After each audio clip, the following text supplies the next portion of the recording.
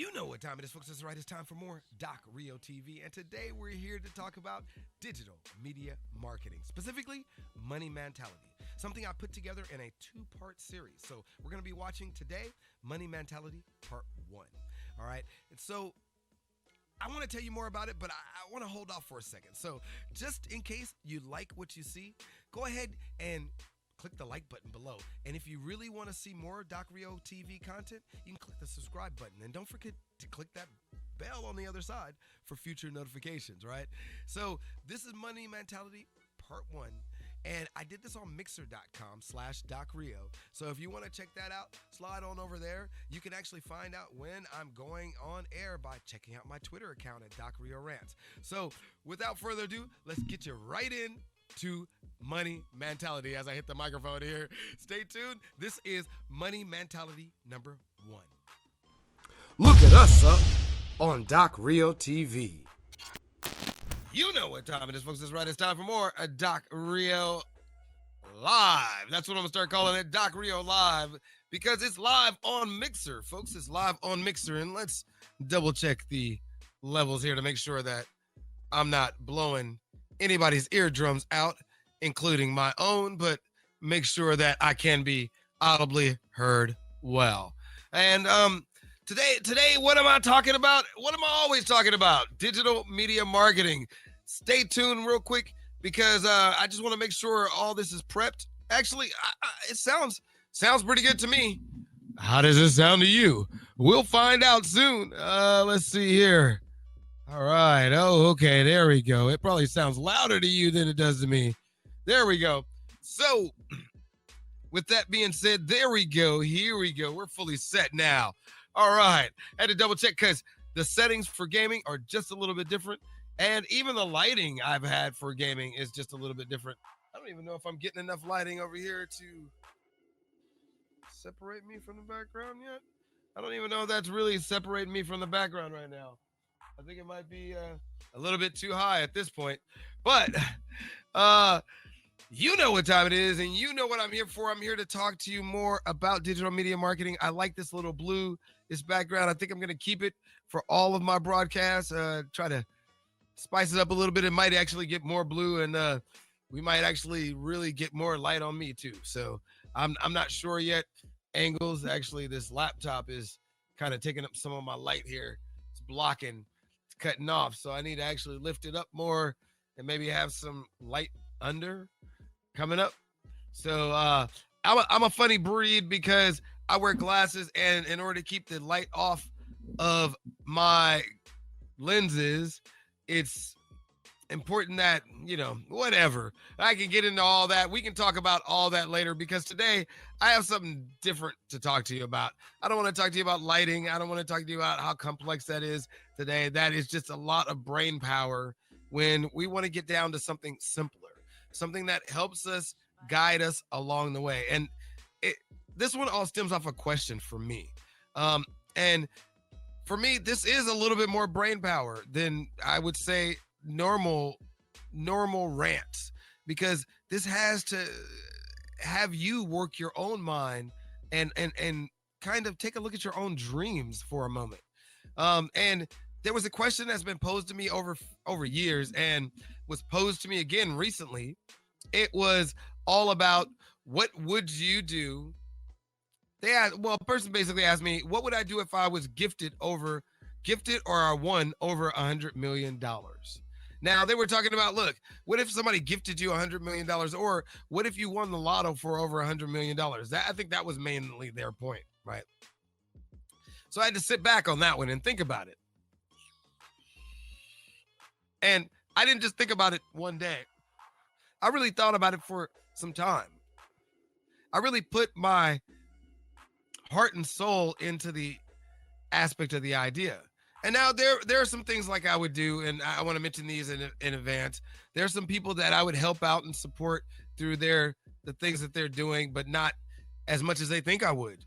It goes back to give a man a fish, he'll eat for the day.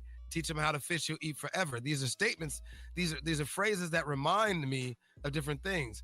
If you teach someone, or you give them a position to move forward, and they learn from that, and they can move forward from it, we actually take our growth. And I've been that way myself. And I'll explain a little bit more about that as we get further into this conversation here. But one of the things that you know what, let me check something real quick because I was having an echo issue earlier. And I don't want this to be echoing the sound inside there as well. Let's see here. I went live on Mixer.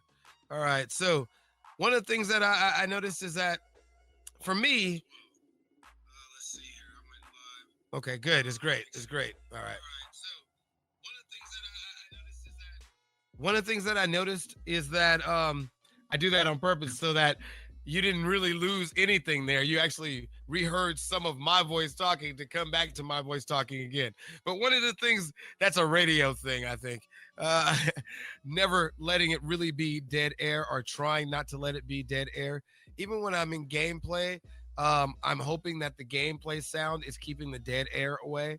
And for me, that's usually enough. So I think that's probably not good for me to rely on that music background either, because for me, it has to do with connecting with the audience more and more and more. So, but I do like to have the music in the background. But anyway, so I looked at this question and I sat down and I thought about it and I said, look, I would actually sit down and I would actually set up scholarships for minority and underprivileged youth, basically to assist them with their journey. I mean, that's the best way I can put it. The system with their entire journey, because, and when I say youth, I'm looking at scholars, students who have shown exception, even if it's in an underprivileged school, because students who have shown exception in an underprivileged school means that they have this entrepreneur mentality. They want to learn. They want to get that knowledge, take that knowledge and transform it and transmute it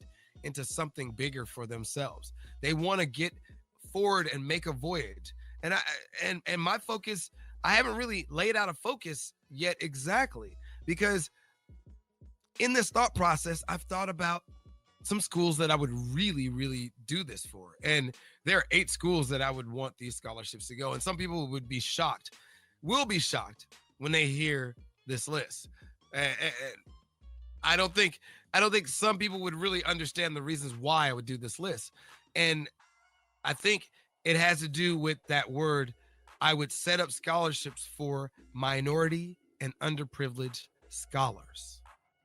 There's an importance in what I'm saying here, because those students will excel more by where I'm placing these scholarships. Now, first, the one I would place it is my alma mater. Actually, most of these I plan. There's only one that I haven't been to yet as a school, but I've worked there as a student, but I've worked there. So all of these schools I have some kind of connection with. All right. The first one is 32nd Street, USC Magnet for visual. Well, it was for visual and performing arts. I think it's a STEM school now. But I'd probably be, I know I'm going to be looking for somebody who's really creative in the STEM arts, who can intertwine some visual and performing arts in their STEM technologies. So I'd probably be looking at something melded in that way. If I did something for my next alma mater, Alexander Hamilton High School Music Academy. Yes, I said Music Academy. Definitely looking for a creative musician coming out of there who needs a boost, who might be struggling. You know, I mean, I went to Hamilton and, you know, I rode the bus and I had to come out of the hood every day, get shot as a kid. And I got lucky my last few years there to have a good friend who was able to pull me out of situations and let me live in the apartment above them so I can keep getting to school. So I had certain situations where I grew up in areas where I could be dead right now, and people helped me get ahead, help me stay in situations where I got ahead. So I went to 32nd Street USC Magnet School. My mom put me in that situation to where I was getting ahead because she was going to USC, getting ahead. You know what I mean? Focused on getting ahead, you know, but she had a child. So it's challenging to get ahead when you're a single parent. And then I got into Hamilton, where it was focused on getting musical students. I had all these serious minds collaborated together to get these children a better education, and then Santa Monica City College. I've always liked Santa Monica City College because it's always been great on the numbers of getting kids into college. And it's the first college I went over to and checked out. I even took Flash. I took Flash there. And although the only class I really took there, I think, was Flash, that I actually got a grade for, I'm really, really, really, really, really privileged to have been there. I got a B in Flash, I believe, back when it was made by Macromedia, and it was Macromedia at Flash MX. So I was one of the first students with the copy already before the professor did. So, but Santa Monica College, and especially because of that simple fact that when I came back and was applied and went to Santa Monica College and took this class, it was so powerful for me to see that they were already working in the avenue of building and developing and forwarding the minds of those who can develop in the platforms that we're using today. So, and then let's see, the next one have to be Los Angeles City College. Why? Los Angeles City College transformed my filmmaking career and got me into USC early, back in the early 2000s. And if it wasn't for Los Angeles City College, I probably wouldn't have grasped what it meant to be, a better filmmaker, a better grip. I started to become a better grip because of Los Angeles City College. I started to really focus on things like through SMPTE. I became the director of the SMPTE Club and things like that.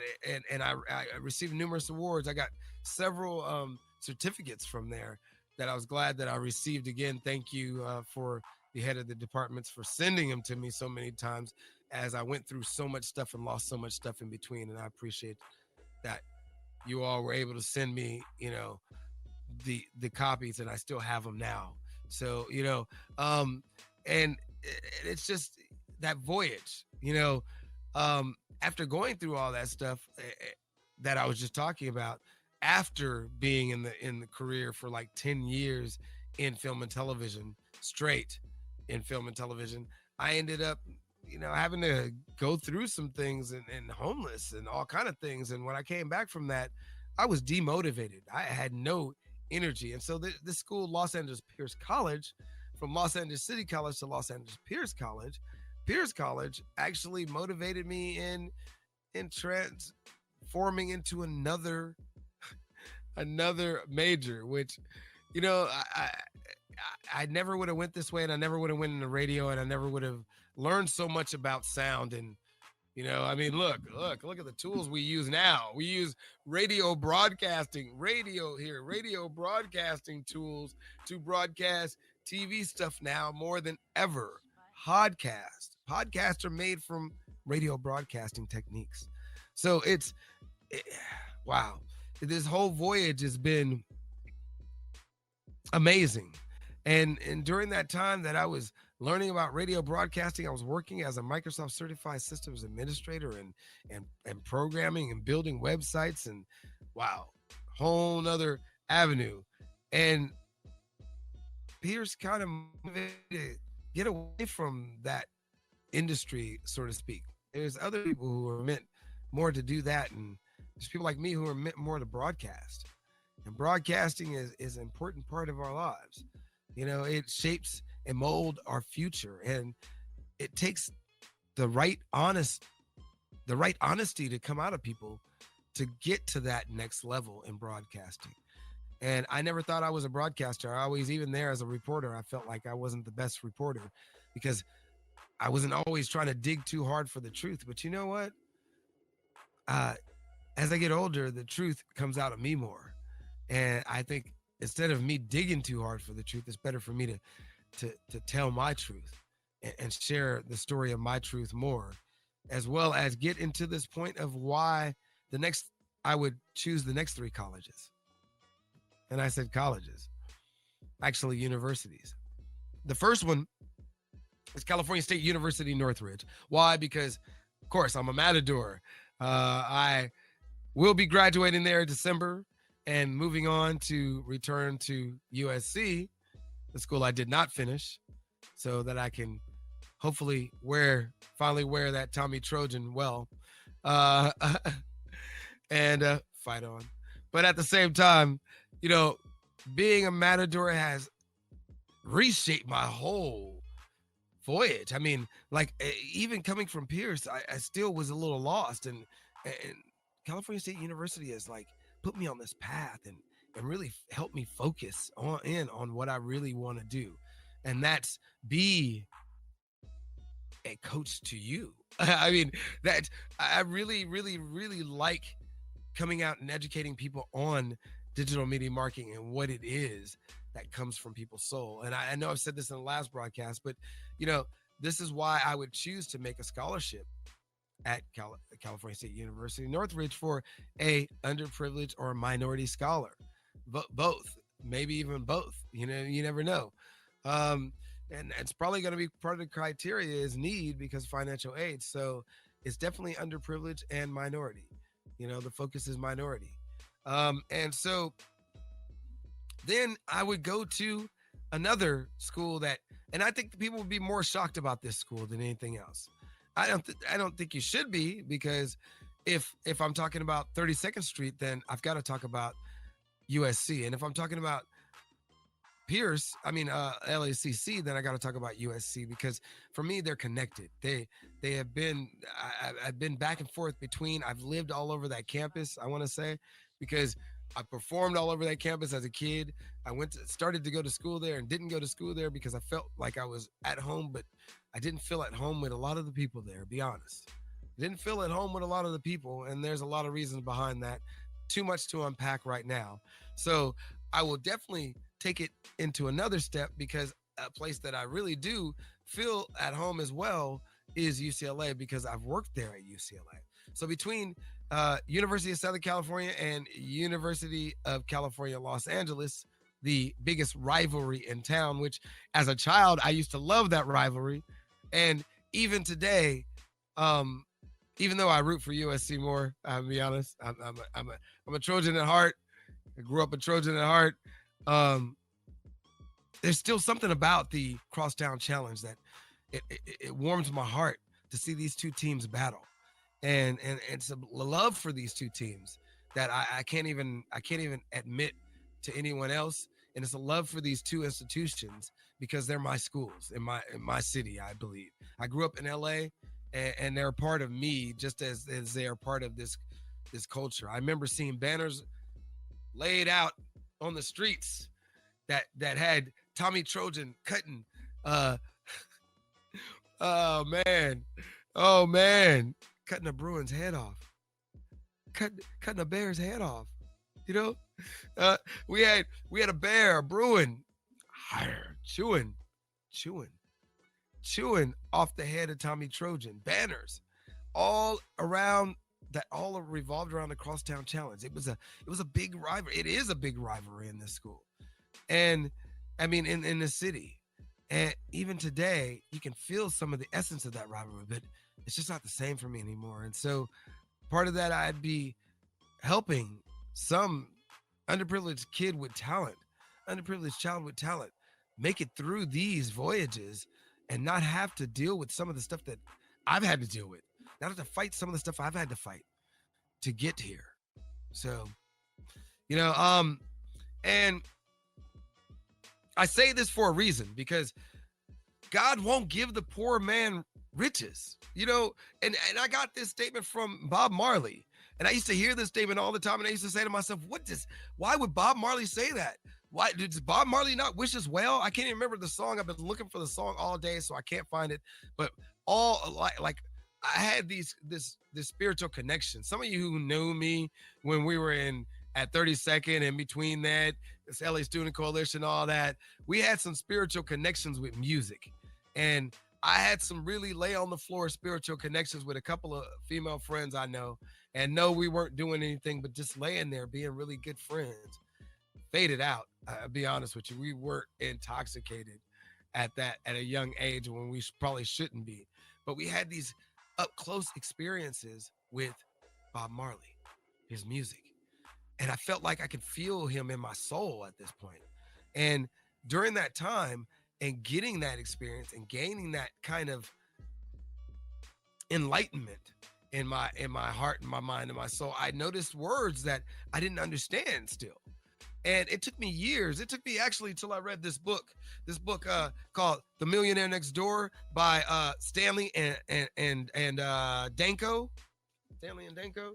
Stanley and Danko. Yeah, Stanley and Danko. I'm trying to see it, but I can't really see it. I'm hoping y'all can see it. There we go. Got it in the screen right.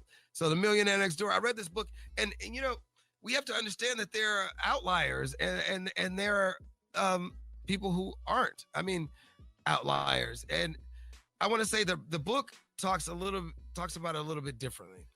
The book talks about it in the sense that there are people who achieve high things and there are people who don't achieve as much, you know.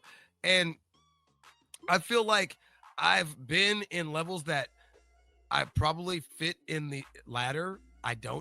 Will be the person who doesn't achieve as much in my lifetime. But I started to think about these things after reading and taking on knowledge and learning that I can achieve.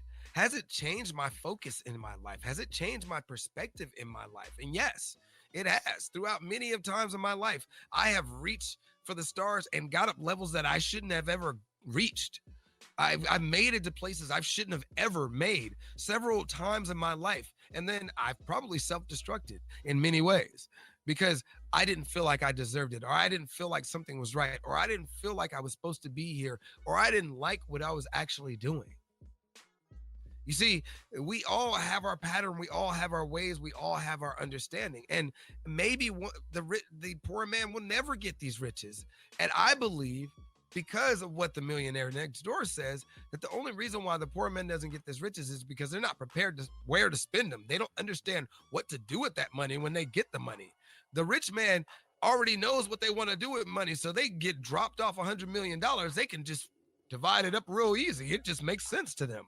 But for a poor man to go from, only making 30, 40, 50, 60, 70, $80,000 a year to all of a sudden get slapped $100 million, more than likely, unless you've been saving up money like that, you don't know what you're doing with it. And let me explain what I mean by this, because I didn't take them all, and I meant to take a closer look because I was actually looking at some stuff, and it doesn't have anything else anyway. But I was looking at lottery statistics, and I went to this website. Yes, it's not really a accredited website, but I found it funny because creditdonkey.com has a lottery winner statistics website where they talk about different statistics, and they actually question people, so hopefully they went out and actually took a sample of the public and got a good understanding of this. But I feel like they did because I read through the questions. So if you want to find it, you can go to creditdonkey.com/lottery-winners-statistics.html. That's www.creditdonkey.com/lottery-winner-statistics.html. If you really want to check that out, but check it out. This is what the one question that I pulled out of here that really stood out to me. I mean, not that it stood out. I probably went down the page looking for it because I was looking for something to relate to what I was saying. But there's a lot of other statistics there. But this one says, what percentage say their happiness levels have gone down since winning? Now, one more time, I'll say that one more time because I didn't really read that right because I had to find it on the page again. It says, what percentage of lottery winners say that their happiness levels have gone down since they've won? All right. And now I've changed the question around, but it's basically asking that. All right. And essentially 3% of lottery winners who say they've become less satisfied since their net worth increased. 3% of lottery winners, 3% of them say that. Now, I think the 3% of them say that for a number of reasons. One of the reasons that they say that is because of having to deal with different things. I mean, look, some of us are meant to remain poor until we understand the burden of wealth. All right. This is a really serious statement. I'm saying this. I wrote this. You know why? Because otherwise it can destroy our lives. And I wrote this probably sometime after reading something like this or reading several different books and understanding that wealth can destroy your life if you do not understand what you're going to do with it. If you get a ton of $1 million, first thing that's going to happen is you're probably going to go tell everybody you know. That's the first thing you're going to do. And because we go on TV after winning the lotto, we just told the world. So we become a target. All right. Once we become a target, we start spending money anyway, getting the stuff we want, getting the stuff we like, getting the stuff we don't need. You know what I'm saying? Not paying attention to the taxes we got to pay every year on the money that we own, that we have in the bank. Not paying attention to how we're going to spend that money properly to take care of those around us, because we're going to have family members that we want to take care of, but we're also going to have family members that we don't want to take care of that are going to come and say, oh, you owe us. You know, don't get me wrong. I don't think I have any family members like that. Pretty much the people that I know in my family are pretty much all generally straight up about things. I don't think anybody's going to be stalking me for that money, but I'm not going to have it because I haven't even told you the last thing I'm going to do with it yet. You know what I mean? I'm not going to have really any of it. I'm going to pay the salary like everybody else because my whole idea in the end is to create a arts institution. What I have left over after helping a few people out, you know, in my family that really, you know, are trying to do things with their life and trying to make a voyage, you know, like my sister, my mom and her wife, you know, my stepmom, my brother, you know what I'm saying? There are people in my family I'm really going to help out, and you know what I mean? And some other people like my adopted mom who definitely could use some help, you know what I mean? But I'm not going to give them man a fish and they eat for the day. I'm giving it up all out there. So I'm not even relying on that money. You see what I'm saying? Because me relying on that money is going to make me go the same way down. You know, so the only way I'm relying on that money is if I go out there and work and get a paycheck myself from my own company.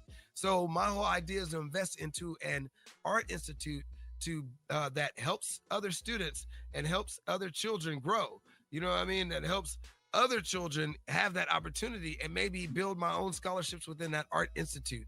And I want to say a media institute more than anything else, where we build all kind of media for all kind of students all day long. I mean, through with students and show students how to use media better as they grow up so they can understand what's going on in the media today. When you hear people like the president say fake news, and when you hear other people babble on how Fox News is talking, I'm not getting in the politics of all that. Just to let you know, I'm not going to get in the politics of all that. You know, but when you hear this crisscross war, and it has to do with our media, who are supposed to be the watchdogs of our society, and we can't understand what's right or wrong in what they're saying on either side, we got a problem. And we need our children growing up, learning how to use the media better amongst each other so that we remain real with each other, so that we remain connected. The whole reason why I love this mixer community is because everybody in this community stays connected. I mean, last night, Mr. Clean hosted me with it. I don't even know how many people, because I didn't have my stuff set up right, and I didn't even know he was on doing it, and I was all messed up, you know, and I was all nervous when I figured it out all last minute because nobody's regularly hosted me like that. So, you know what I mean? But people in this community care about you, and they see you working hard and trying to do something. They give back to you. And that's what I see. I see all these children out here learning.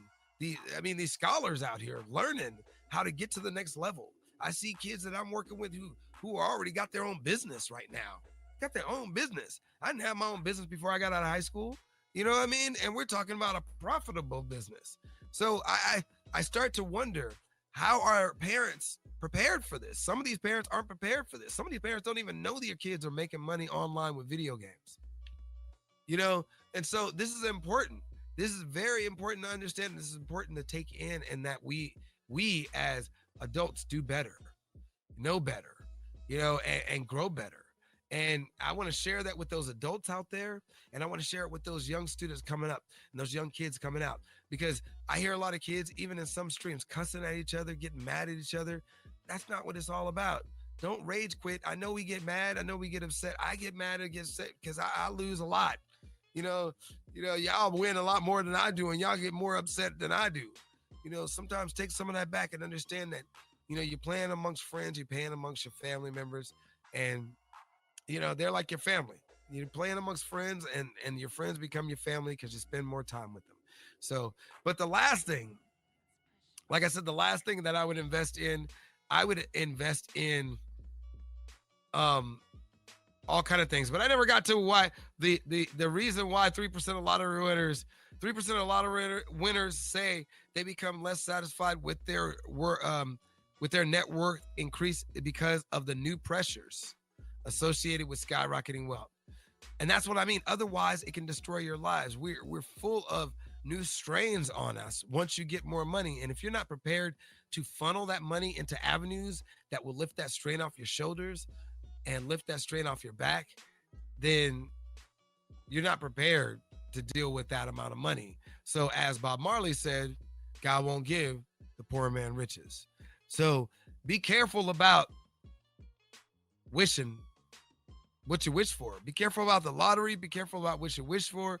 Be careful about your voyage. I know this is not really about digital media marketing, but it actually is. Because digital media marketing starts with those who educate themselves and learn how to grow in this system and learn and understand the uses of media.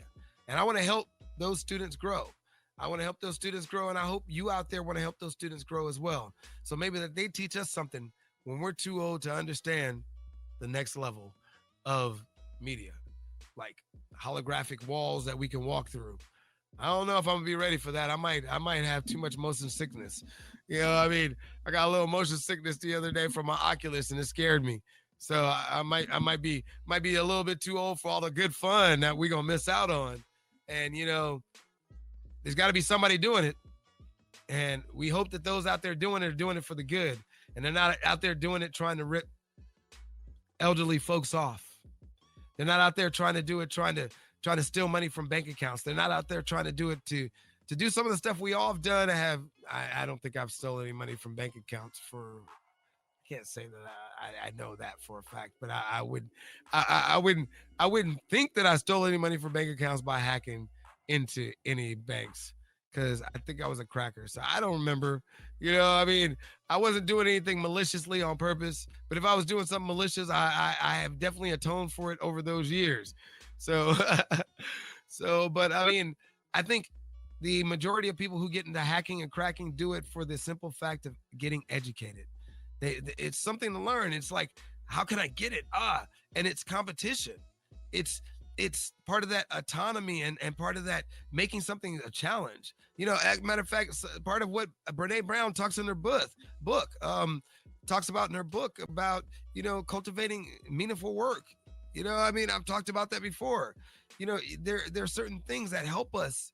There are things that help us cultivate our whole voyage, our whole journey. And we got to be challenged, and we got to be able to try to figure it out and solve it on our own.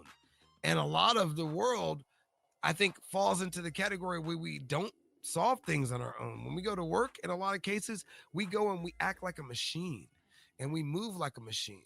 And so if we move like a machine every day and somebody drops $100 million in our lap, then we get a lot of pressure, and we don't know what we're going to do with that $100 million. And we end up doing stuff that isn't something that our heart really isn't into. And if our heart really isn't into it, we end up losing the money or losing it all and end up being that underachiever that they talk about in this book right here, The Millionaire Next Door. So that's all, folks. That's all I want to talk about today. I hope you enjoyed the show. Stay tuned for more. If you're coming in and you want to see more of what I do in the gaming mode, stay tuned for more. I said I'll be back at 12. I'm probably going to talk to my team first so we can figure out how we're going to do our moderating this round, because we like to play some football, but I want to make sure everybody's there and make sure everybody's been tapped into. And, you know what I'm saying? The real roughnecks, the rough-neck lieutenants, actually, they getting up there with the moderation control. They're getting up there more like generals now, huh? So, yeah, I want to get the brass roughnecks together. And, you know what I'm saying? I know we got a lot of new corporals All you new followers, I appreciate you all coming in. All you new corporals, congratulations. Congratulations on joining the Roughnecks. Glad you signed up. Glad you took the oath. And with that being said, this is Doc Rio. Stay tuned for more on Doc Rio TV right here, or Doc Rio Mixer, Doc Rio TV on YouTube, Doc Rio Rants on Twitter, Doc.Rio on Facebook, and Doc Rio on Instagram. I'm like, which one did I miss? On Instagram, at Doc Rio. So, that picture spot. I like the picture spot, man. I like doing that. I don't know why. The picture spot. I look funny doing it. I know I do. Anyway, folks, I hope you enjoyed the show. Stay tuned for more as we get ready for, what are we getting ready for? We're getting ready for some Madden 20 NFL. That's what I'll be broadcasting on Sundays. So we're getting ready for a couple of hours of that. I hope you enjoyed the show. I just want to make sure I shut off this broadcast before I get ready to go. See you soon, folks. Peace. I'm out of here. There it is. If you need to reach us on Facebook, it's at doc.rio, yeah. On Twitter at DocRioRants. On Instagram, the picture way. And every time I come, I'm here to stay. Snapping photos and get it right. It's at Doc Rio tonight. Say, on YouTube, you can't stop by Doc Rio TV. That's where you see me. That's where you see me. Hit us up on RioBucks.com. Yeah. Back to your regularly scheduled program now. Peace. I'm out.